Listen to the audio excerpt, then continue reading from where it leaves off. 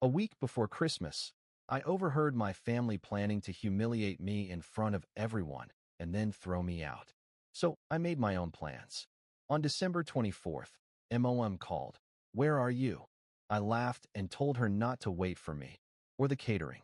The crisp December air in my childhood home, usually thick with the scent of pine and anticipation, turned to ice the moment I heard their voices. A week before Christmas, I stumbled upon a betrayal so profound, so utterly cruel, that it shattered everything I thought I knew about family. My own parents and siblings were meticulously planning to publicly humiliate me, then literally throw me out of their lives and my childhood bedroom, all on Christmas Day. But you know what? I changed their plans. On December 24th, my phone rang. It was my mother, her voice sharp with impatience. "Where are you, Francis?" she demanded. I just laughed, a short, bitter laugh that surprised even me. "Don't wait up, Mom," I said. "I won't be joining you. My name is Francis, and I'm 28 years old. Christmas used to be my absolute favorite holiday. Growing up as a Harper in Greenwich, Connecticut, meant extravagant celebrations, the kind you see in magazines. But even amidst all that glittering perfection, I was the black sheep. While my family pursued corporate careers, I dared to build a jewelry business. I always tried harder to fit in, to bridge that chasm. Last December, I arrived early, full of hope, ready to help with preparations. I had no idea that a single overheard conversation was about to obliterate my world. The Harpers of Greenwich were notorious for three things: money, influence, and impossibly high expectations. My father, Thomas Harper, was the quintessential self-made man, a titan of an investment firm. My mother, Diane, descended from old money, her life a carefully curated tapestry of charity boards and social events. Then there were my siblings. Jordan, 32, a carbon copy of our father's ambition. Amanda, 30, the brilliant corporate attorney, the one my parents bragged about at every country club gathering. And then there was me, Francis Harper, the one who was supposed to complete their perfect family trifecta, but instead became their quiet, persistent disappointment. Since childhood, the path was clear: prestigious university, a law or finance degree, then a position at the family firm or a company impressive enough for dinner party conversation. I dutifully attended Columbia, but during my sophomore year, I took a metalworking class as an elective, and something inside me clicked. For the first time, I felt truly alive, creating with my hands. By senior year, instead of applying to law schools, I was selling my handcrafted jewelry at campus events. The family reaction was swift and brutal. My father refused to speak to me for 3 agonizing months. My mother orchestrated meetings with family friends and law firm recruitment. My siblings vacillated between awkward silences and condescending lectures about wasting my potential. Despite their suffocating disapproval, I graduated. I used every penny of my savings to rent a tiny studio apartment in Brooklyn and set up my first workshop. I ate ramen for months, worked 16-hour days, and slowly, painstakingly, built Francesca designs from nothing.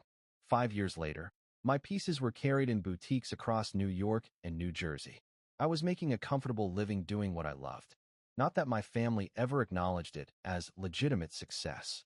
At every family gathering, the conversation about my work was a familiar, painful dance. Mom would sigh and ask, "So, you're still doing that jewelry thing?" Dad would follow with, "When you're ready to get serious about your future, let me know." Jordan would offer to look over my books, as if I was playing at business rather than running one. Amanda would helpfully email me corporate job listings for executive assistant positions, as if my degree and 5 years of business experience counted for absolutely nothing. Christmas at the Harper household was particularly elaborate. Our colonial mansion, with its 6 bedrooms and grand staircase perfect for family photos, transformed into something out of an architectural magazine. My mother hired professional decorators, imported ornaments, and changed color schemes yearly. These gatherings were less about celebration and more about status, a carefully orchestrated display for extended family, business associates, and influential friends. Conversations revolved around promotions, exclusive resort vacations, and which Ivy League schools were recruiting whose children. In this rarefied air, my modest jewelry business might as well have been a lemonade stand. Still, every year I tried. I rest in expensive clothes I could barely afford. I rehearsed answers about my business that sounded more impressive than the reality. I brought thoughtfully created gifts that usually ended up regifted or forgotten in a drawer. I showed up with homemade cookies that sat untouched beside the professional caterer's creations. I endured the polite smiles and quick subject changes when I spoke about my latest collection. This particular Christmas was especially important to my parents. Relatives from the West Coast and Europe were flying in, some of whom hadn't visited in years. My mother had been planning it since August, hiring additional staff, renovating guest quarters. When she called in November, I actually heard genuine excitement in her voice, a rare spark of inclusion when speaking to me. "Francis," she'd said, "everyone will be here this year. Even Grandmother Harper is flying in from London. We need to present a united family front." That tiny hint of acceptance, that whisper of belonging, made me redouble my efforts. I spent 3 months designing a special collection of personalized pieces for everyone attending. For my father, cufflinks incorporating the design of his first business card. For my mother, a delicate necklace featuring her favorite flowers. For my siblings, matching bracelets with subtle symbols of our childhood memories. For extended family, carefully crafted pieces tailored to their tastes and personalities. I even invested in new business cards with a subtle gold foil logo and packaging that would impress even the most discerning Harper sensibility. Maybe, just maybe, this would be the year they finally saw my business as legitimate. Maybe this would be the Christmas I finally felt like I truly belonged in my own family.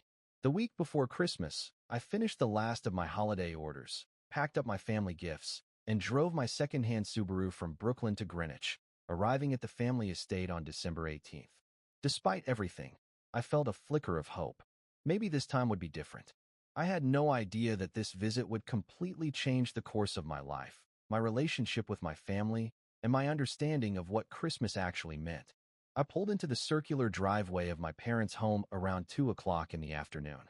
The house was already a winter wonderland, professionally installed white lights tracing every architectural feature, massive wreaths on each window, 2 perfectly symmetrical decorated trees flanking the entrance. A team of landscapers was putting finishing touches on outdoor arrangements.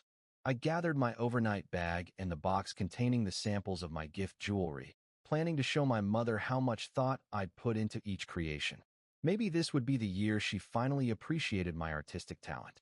The housekeeper, Maria, answered the door with a warm smile. Unlike my family, Maria had always shown genuine interest in my jewelry business, even proudly wearing a simple silver bracelet I'd given her years ago.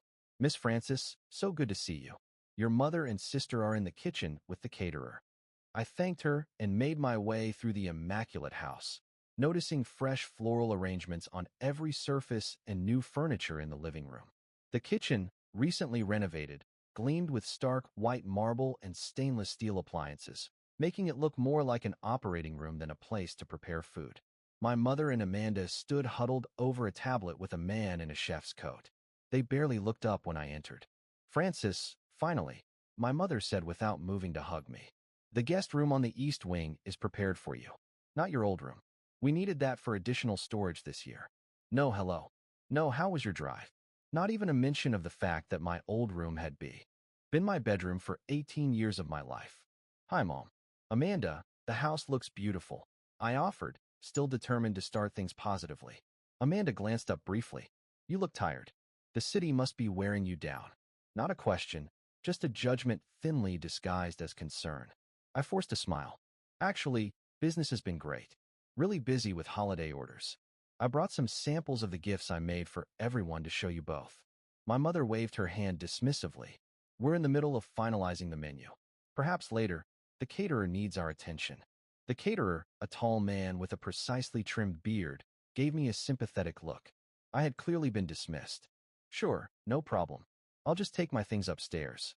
Neither of them responded as I left the kitchen. The familiar knot of disappointment tightened in my stomach, but I pushed it down. This was nothing new. I just needed to find the right moment to connect with them. After settling into the guest room, a bland space devoid of any personal touches, I decided to seek out my father and brother, hoping for a warmer reception. As I approached my father's study, I heard multiple voices engaged in what sounded like an intense conversation. I was about to knock when I heard my name. Francis needs to understand that this jewelry hobby is not a sustainable future, my father's voice declared firmly. I froze, my hand suspended inches from the door. That's why I invited Stephen, my brother Jordan replied. As a financial advisor, he can present the hard numbers during the intervention. Show her exactly how precarious her situation is compared to a real career. An intervention. My heart began pounding as I carefully positioned myself beside the partially open door, out of sight, but able to hear clearly. Do you really think an intervention during Christmas dinner is the right approach? This voice belonged to my Uncle Robert, my father's younger brother. It's the perfect time, my mother's voice joined in. I hadn't even realized she'd left the kitchen. With the entire family present, she'll feel the appropriate pressure to finally make a sensible decision. I've already spoken with Lawrence at the firm, my father continued. He can create a position for her in the marketing department. Nothing demanding, but it will give her structure and a proper salary. My sister Amanda's voice chimed in, dripping with sarcasm. I think we need to be very direct. The last time I suggested she consider other options, she went on about how her Instagram followers had increased, as if that's a measure of success.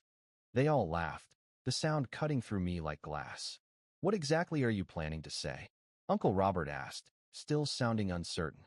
We'll wait until after the main course, my mother explained, her voice shifting into the same tone she used when planning her charity galas. Thomas will bring up our concern for Francis's future. Then Jordan will introduce Stephen, who will present a brief financial assessment of her so-called business versus a corporate position. I've gathered some numbers, Jordan added. Based on her apartment size and lifestyle, she can barely be making $30,000 a year. Stephen will contrast that with entry-level corporate positions starting at twice that amount. They had been investigating me, calculating my worth based on my apartment size. The violation felt physical, like a blow to my chest. I still don't understand why this needs to be done publicly at Christmas dinner, Uncle Robert persisted. Because she needs to feel the weight of family expectations, my mother replied coolly. When she sees everyone's concern, she'll finally understand how her choices affect the family reputation. The Morgan's daughter just made junior partner at Sullivan and Cromwell, while our daughter sells trinkets at craft fairs. It's embarrassing. Trinkets, craft fairs. Little did they know I had moved beyond those years ago, now supplying to respected boutiques and receiving regular custom commissions. Not that they had ever bothered to ask. And what if she refuses? Uncle Robert asked. A heavy silence followed before my father spoke. Then we make it clear that our financial support ends completely. I almost gasped aloud before catching myself. What financial support? I had been fully self-sufficient since graduation, a fact they would know if they had paid any attention to my actual life. While she is at dinner, I've arranged for the staff to clear out her childhood bedroom completely, my mother added, her voice laced with chilling indifference. Cousin Bethany needs the space, and it's time Frances understood she cannot keep one foot in each world. My vision blurred with tears. The bedroom where I had grown up, filled with mementos, journals, and keepsakes, was to be emptied while I sat through a public humiliation. She still has those ridiculous participation trophies from grade school art classes displayed on the bookshelf, Manda said with a laugh, as if those validate her choice to throw away a real career on this jewelry hobby. Did you see what she wore to Thanksgiving? My mother joined in. That handmade dress that looked like something from a thrift store. If she's going to insist on this artistic lifestyle, she could at least dress properly when representing the family. The dress had been designed by a friend who was launching a small fashion line. I had worn it proudly to support her work. Well, maybe this intervention will finally get through to her, Jordan concluded. 28 is not too late to start over with a respectable career. I have the perfect analogy prepared, my mother said, sounding pleased with herself. I'm going to tell her that her little jewelry business is like the macaroni art we used to hang on the refrigerator. Cute as a childhood phase, but not something to build a life around. They all laughed again, and I heard the sound of glasses clinking in a toast. I backed away from the door, silently, tears streaming down my face. Every word had sliced through years of trying to earn their approval, years of making myself smaller to fit their expectations, years of seeking a validation that clearly would never come. Their plans were crystal clear. Ambush me, humiliate me in front of the entire extended family, pressure me into abandoning my business, and erase my very presence from the family home. all on Christmas Day. I walked in a daze back to the guest room, closed the door behind me, and sank to the floor, my back against the bed. The beautiful jewelry pieces I had created for them sat in their velvet boxes, each one representing hours of work and thought and love that they would never appreciate or understand. For the first time, I saw with perfect, devastating clarity what my family truly thought of me and my choices. This wasn't tough love or misguided concern. This was control, manipulation, and a fundamental, sickening lack of respect for who I actually was. I don't remember packing my overnight bag. I don't remember walking down the back staircase to avoid being seen. I don't remember the brief conversation with Maria, in which I mumbled something about an emergency back in the city. The next clear memory I have is sitting in my car at a rest stop on the highway, my hands shaking so badly I could barely hold my phone. I called Zoe, my best friend since college, the person who had helped me set up my first jewelry display at a local market. She answered on the second ring. "Hey, Francis, are you already at the family compound of doom? How bad is it this year?" The sound of her voice, so familiar and caring, broke the shock that had been numbing me. I burst into tears, barely able to get words out between sobs. They were planning an intervention at Christmas dinner. Financial shaming, clearing out my room. Whoa, slow down. Zoe's voice shifted immediately to concern. "Where are you right now? Are you safe?" I looked around at the brightly lit rest stop, generic holiday music playing faintly from outdoor speakers. "I'm at a rest stop." I left. I couldn't stay there after what I heard. "Good. You shouldn't be driving this upset. Just breathe for a minute, okay?" I followed her instructions, taking several deep breaths as she patiently waited on the line. After a few minutes, I was calm enough to explain everything I had overheard in detail. Zoe listened without interrupting, then said exactly what I needed to hear. "Those absolute monsters, Francis. You know none of what they said is true, right? Your business is legitimate and successful. You are talented and hardworking. They're just too wrapped up in their narrow definition of success to see it." "But what if they're right?" I whispered, old insecurities flooding back. "What if I am just playing at business while everyone else is building real careers?" "Are you kidding me, Francis?" Zoe's voice was incredulous. "Last month, you turned down wholesale orders because you were at production capacity. You have a wait list for custom pieces. You just hired your first part-time assistant. Those are not signs of a failing business or a hobby." She was right. While I had downplayed my success to my family to avoid their criticism or having to defend my choices, the reality was that Francesca Designs had grown steadily every year.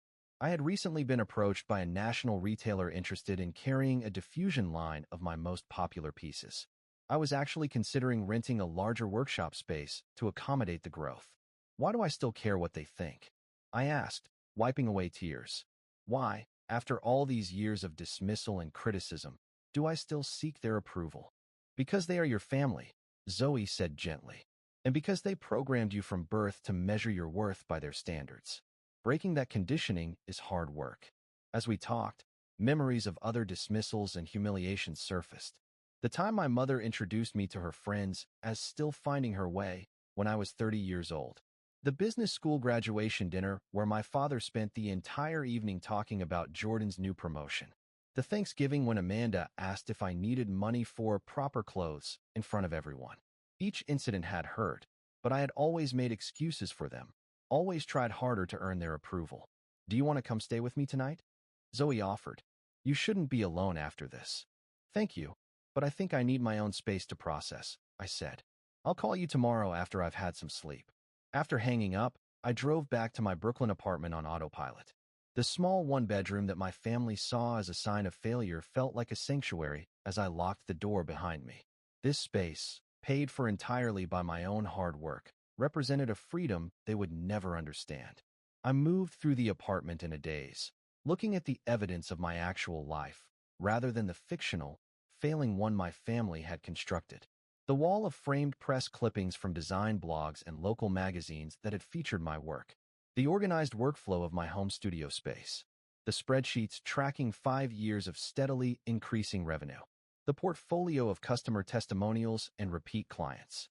I opened my laptop and looked at the email I had been hesitating to answer for 2 weeks. The national retailer Silver & Stone was offering a significant opportunity to feature a collection of my designs in their spring catalog, with a minimum order that would double my annual revenue.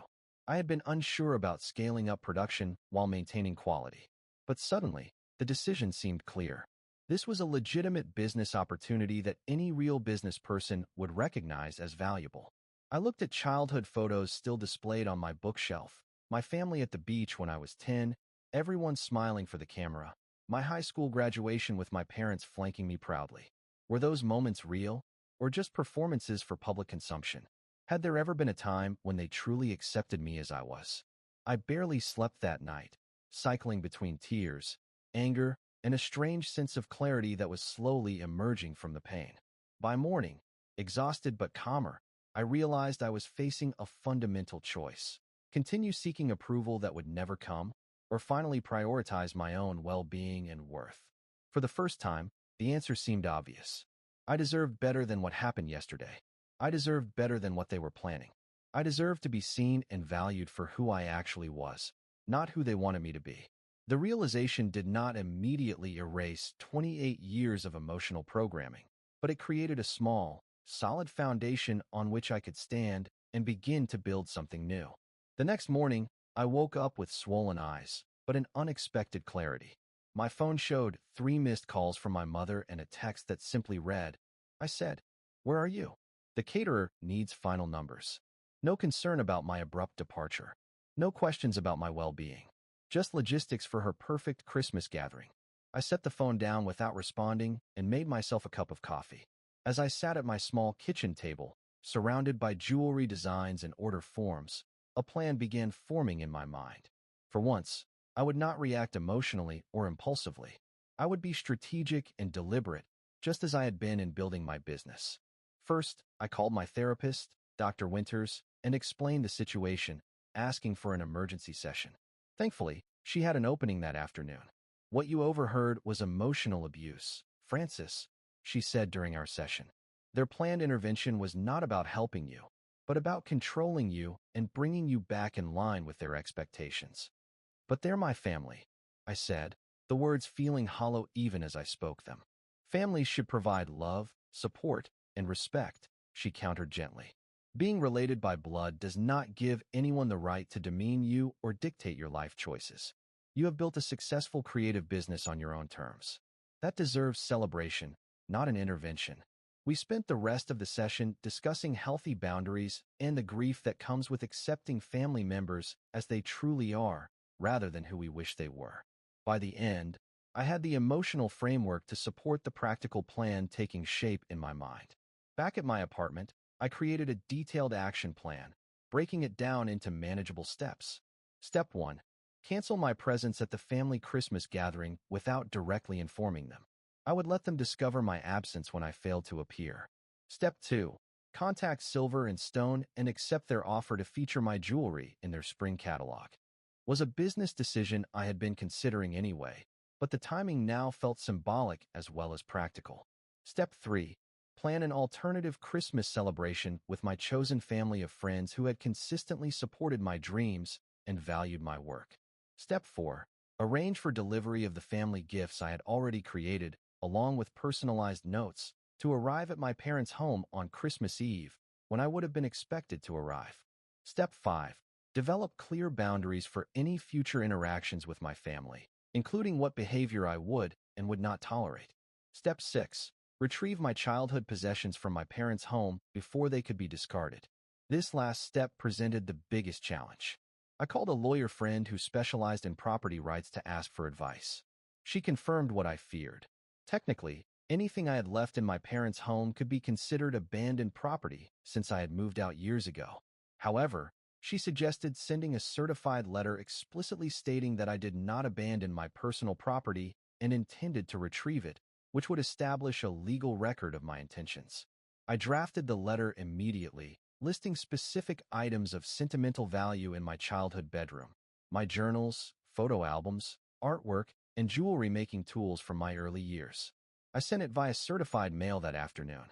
Next, I called Zoe to fill her in on my plans and ask for her help. Without hesitation, she offered her family's vacation cabin in the Catskills for our alternative Christmas celebration. "It's beautiful in winter," she said. There's a huge stone fireplace, enough bedrooms for everyone, and it's only 2 hours from the city. My parents never use it at Christmas since they go to Florida. One by one, I contacted the friends who had become my true support system over the years. Lucas, my first retail partner who had given my jewelry a chance in his boutique. Sophia, a fellow maker who shared studio space with me during my second year of business. Michael, Zoe's husband, who had helped build my display racks and website. Each immediately agreed to join what Sophia dubbed our chosen family Christmas. The executive at Silver and Stone seemed surprised but pleased by my prompt acceptance of their offer. We scheduled a meeting for early January to discuss designs and production timelines. For the gifts, I contacted a high-end delivery service that specialized in personal gift presentations. The owner, intrigued by my story, offered to personally deliver each carefully wrapped piece on Christmas Eve, ensuring they would arrive at the perfect moment. With each step completed, I felt a strange mix of sadness and liberation. The sadness was for the family relationship I had always wanted but never truly had. The liberation came from finally acknowledging this truth and choosing to prioritize my own well-being. I spent the next few days immersed in preparations for our alternative celebration, ordering food, planning activities, and creating small handmade gifts for my friends. I deliberately kept busy, knowing that idle time would only lead to doubt and second-guessing. 3 days before Christmas, a response to my certified letter arrived from my parents' lawyer rather than from them directly. It stated coldly that I could schedule an appointment to collect my belongings after the holidays, with a staff member present to supervise. The formal, impersonal nature of the response confirmed I had made the right decision. On December 23rd, I packed my car with gifts, food, and winter clothes, ready to drive to the Catskills the next morning. That night, I sat in my quiet apartment looking at my Christmas tree, a small but beautifully decorated fir that represented my independent life. For the first time since overhearing my family's plans, I felt completely certain about my decision. I was no longer willing to shrink myself to fit into their narrow definition of success. I would no longer apologize for choosing a path that brought me fulfillment rather than status. I would no longer accept being treated as less than because my dreams looked different from theirs. Tomorrow would begin a new tradition, one built on mutual respect and genuine affection rather than obligation and appearances. As painful as this rupture was, it felt like the first truly authentic Christmas of my adult life. December 24th dawned bright and clear, perfect weather for the drive to the Catskills. The forecast predicted snow later that evening, promising the white Christmas that everyone dreams about but rarely experiences in the city. I finished loading my car and took one last look at my apartment, decorated with the handmade ornaments and natural garlands that my mother would have dismissed as crafty rather than elegant. Everything felt right. The drive upstate was peaceful, holiday music playing softly, the scenery gradually transforming from urban to rural. By noon, I pulled up to the cabin, a beautiful timber structure nestled among snow-dusted pines. Smoke already rose from the chimney, indicating that someone had arrived before me. Zoe burst through the front door as I parked, rushing over to help with my bags. "Welcome to Freedom Christmas," she announced with a grin. "Michael and I got here an hour ago to start the fire and unpack the groceries." The interior of the cabin was everything a winter retreat should be. High ceilings with exposed beams, a massive stone fireplace with a crackling fire, comfortable furniture arranged for conversation, and windows showcasing the forest views. Michael was in the open kitchen unpacking grocery bags while Christmas music played softly from hidden speakers. "This is perfect," I said, feeling the tension in my shoulders release for the first time in days. Throughout the afternoon, the others arrived one by one. Lucas brought cases of wine from his brother's vineyard. Sophia arrived with her famous homemade pies and bread. Two other friends, Jamie and Daniel, showed up with additional food and decorations. By 4 o'clock, our chosen family was complete, and the cabin was filled with laughter, delicious smells, and genuine warmth. No one asked about my biological family unless I brought it up. There were no awkward questions about my business success or lack thereof. No one made subtle digs about my life choices or appearance. The contrast to my family gatherings could not have been more stark. At precisely 6:30 p.m., my phone began ringing. I had been expecting this, knowing that we would normally be gathering for Christmas Eve appetizers at my parents' home around this time. The first call was from Amanda. I stepped into one of the bedrooms for privacy before answering. Hello, Francis. Where are you? Everyone is asking. Mom is freaking out. Her voice held more annoyance than concern. I'm not coming, I said simply. A pause. What do you mean you're not coming? Of course you're coming. The whole family is here. Grandmother Harper just asked about you. I mean exactly what I said. I'm not attending Christmas this year. You can't just not show up. What am I supposed to tell everyone? This is so irresponsible, Francis. Just like your... She caught herself, but I knew she had been about to say just like your hobby business. Tell them whatever you want, Amanda. I'm sure you'll find a way to spin it that preserves the family image. She sputtered in shock at my directness. Before she could respond, I continued. By the way, gifts for everyone will be delivered this evening. I put a lot of thought into them. I hope you all enjoy them. I ended the call before she could respond. Within minutes, my phone rang again. Jordan, this time. I let it go to voicemail. Then my father. Another voicemail. Finally, the call I had been expecting and dreading. My mother. I took a deep breath and answered. Hello, Mother. Frances Elizabeth Harper. Where are you? Her voice was tight with controlled anger. I'm celebrating Christmas elsewhere this year. What do you mean elsewhere? The family is all here waiting. The caterer has prepared for our exact head count. Your grandmother flew in from London. This behavior is completely unacceptable. Is it? I asked, surprising myself with how calm I felt. More unacceptable than planning to ambush and humiliate your daughter during Christmas dinner? More unacceptable than plotting to clear out her childhood bedroom while she sits at the table? More unacceptable than dismissing her career as a hobby and her achievements as childish? Dead silence on the line. Then, I have no idea what you're talking about. Of course, she would deny it. I overheard everything, Mother. Last weekend, in Dad's study. You, Dad, Jordan, and Amanda, planning your little intervention with Jordan's friend Stephen to shame me about my finances. Planning to pressure me into quitting my business for a job at Dad's firm? Planning to clear out my bedroom for Cousin Bethany while I sat through your public humiliation? Another silence. Then a change of tactics. Francis, you misunderstood. We're concerned about your future. This intervention comes from a place of love. I actually laughed.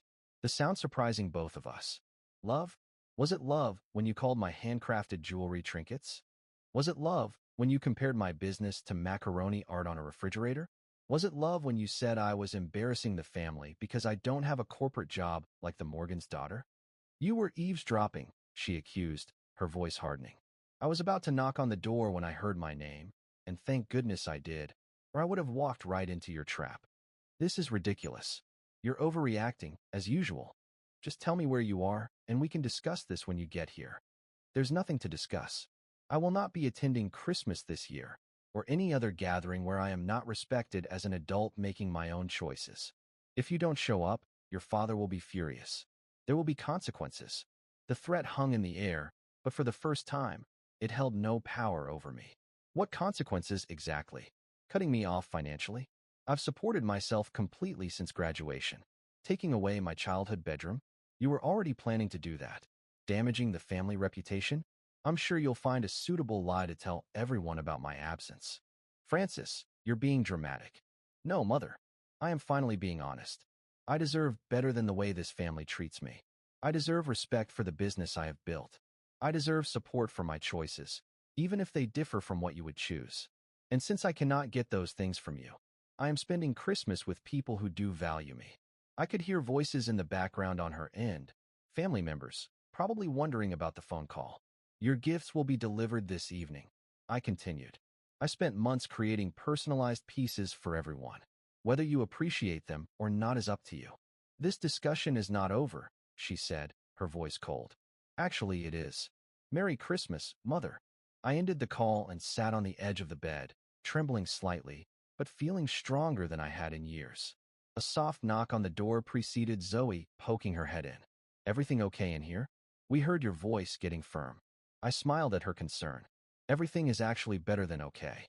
I just stood up to my mother for the first time in my life. She grinned and held out a glass of wine.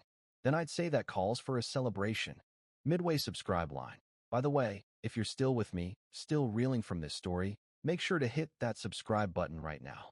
You won't want to miss the next chapter of these unbelievable journeys, because trust me, There are always more secrets waiting to be unearthed. When I rejoined the group, no one pressed for details, but Lucas raised his glass in a toast. To Francis, the most talented jewelry designer I know, and the newest member of the Christmas cabin crew. As everyone clinked glasses, my phone chimed with a text notification. To my surprise, it was from my brother Jordan. Not everyone agreed with the intervention plan. Call me when you're ready to talk.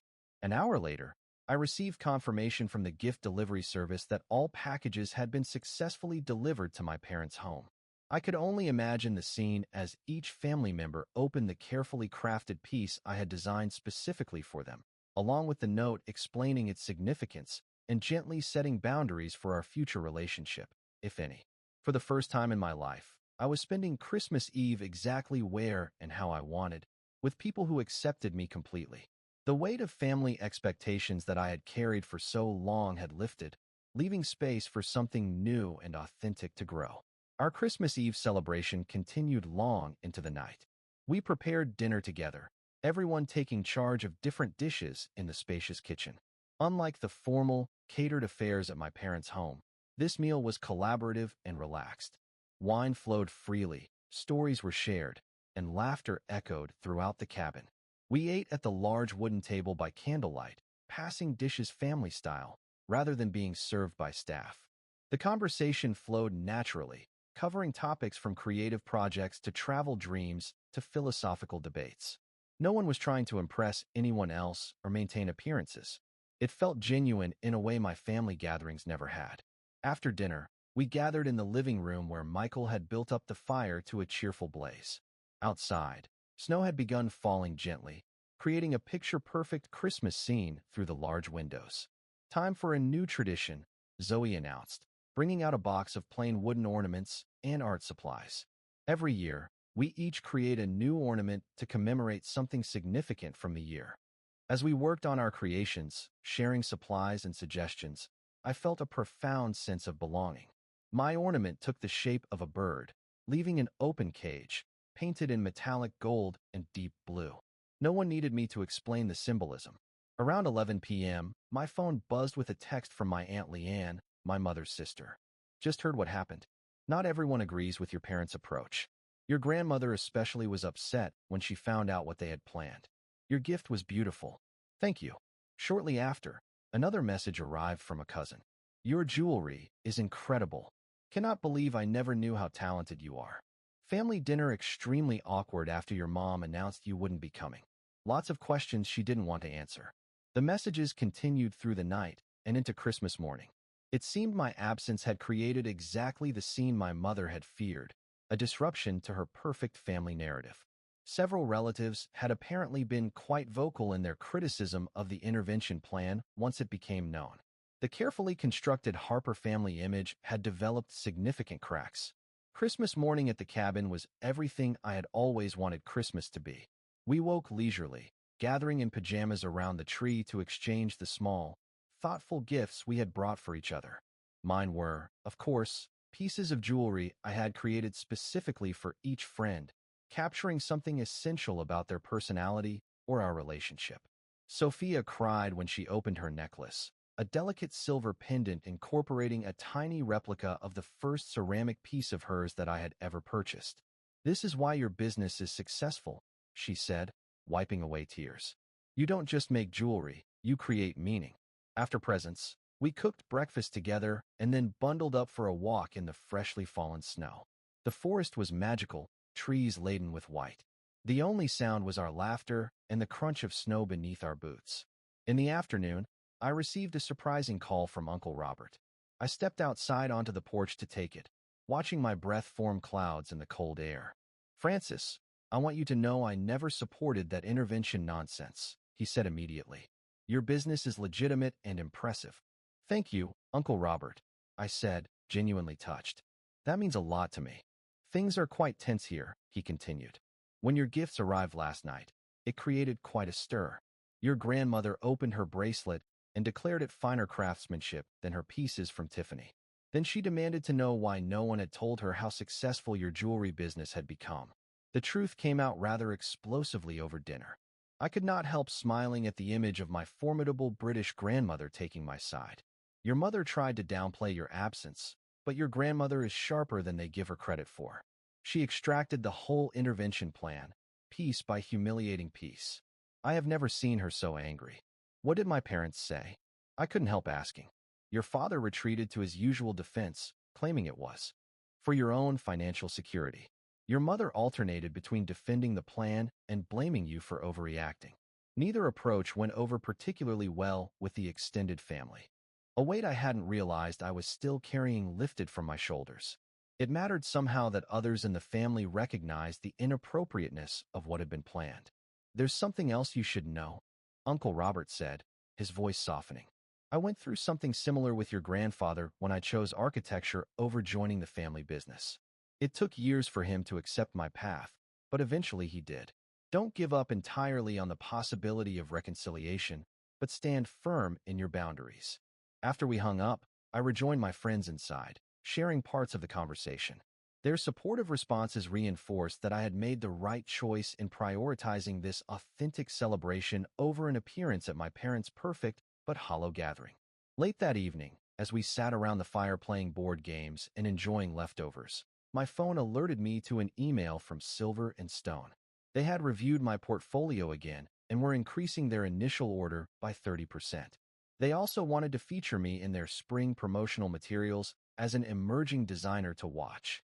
I passed my phone around, receiving enthusiastic congratulations and knowing that this opportunity would transform my business in the coming year. The timing seemed symbolic, this professional validation arriving precisely when I had finally stopped seeking approval from those who would never truly give it. The irony was not lost on me. By walking away from my family's Christmas and their intervention, I had created space for exactly the kind of success they claimed to want for me, just on my own terms rather than theirs. As the night wound down and friends drifted off to their rooms, I stood by the window watching the snow continue to fall. For the first time in my adult life, I felt completely aligned with my own values and choices. The pain of family rejection was still there, a dull ache behind the joy of the day, but it no longer defined me. I had chosen myself, and in doing so, had discovered that I was surrounded by people who chose me too, exactly as I was. January brought crisp, clear days and a fresh start. 1 month after the Christmas that changed everything, I stood in my new workshop space, twice the size of my previous studio, with large windows providing natural light and enough room for 2 assistants to work alongside me. The Silver and Stone order had necessitated the expansion, and their spring catalog would feature my designs prominently, introducing my work to a national audience. Business inquiries had increased threefold since the announcement of our partnership. I was no longer a struggling artist, but the owner of a growing small business with genuine momentum. My family situation had evolved in complex ways since Christmas. As Uncle Robert predicted, different members had responded differently to my boundary setting. My mother remained coldly formal in her rare communications, still insisting I had misunderstood their intentions and overreacted. She had crafted a story for her social circle about my absence at Christmas, something about an emergency with a major client that simply could not wait. The narrative preserved her image while erasing my agency in the decision not to attend. My father had attempted to assert control in the only way he knew how, sending an email outlining financial projections for my business based on completely inaccurate assumptions about my revenue and expenses. The document included a timeline for when I would likely need to accept reality and join the corporate world. I responded with a brief but professional message, thanking him for his concern but assuring him that my business was solvent and growing. I did not provide figures or details he could critique or dismiss. Amanda remained distant, clearly aligning herself with our parents' position, but surprisingly, Jordan had reached out multiple times, each conversation a little more open than the last. During our most recent call, he had actually asked thoughtful questions about my creative process and business model, listening with what seemed like genuine interest to my answers. I never realized how much strategic thinking goes into what you do. He admitted, it's not just making pretty things. You have to forecast trends, manage production, build client relationships. It's actually quite similar to what I do, just in a completely different industry. This small acknowledgement that my work required legitimate business skill and was not just an extended craft project felt significant coming from him. The most unexpected development came from extended family members. My grandmother had sent a handwritten letter expressing her admiration for my entrepreneurial spirit and exceptional craftsmanship, along with an invitation to visit her in London. Several cousins had placed orders for custom pieces, finally seeing me as a professional rather than the family misfit. As for my childhood possessions, I had scheduled an appointment as instructed by the lawyer